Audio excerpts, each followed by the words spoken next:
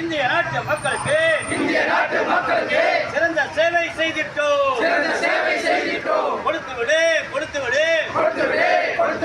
BSNL பொறுத்தவரைக்கு 4G அலைக்கற்றை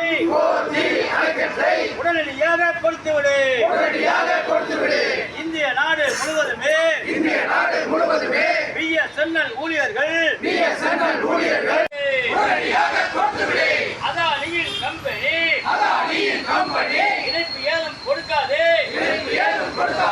அதானி கம்பெனிக்கு 5G அலைக்கற்றை கொடுத்ததன் மர்மம் என்ன?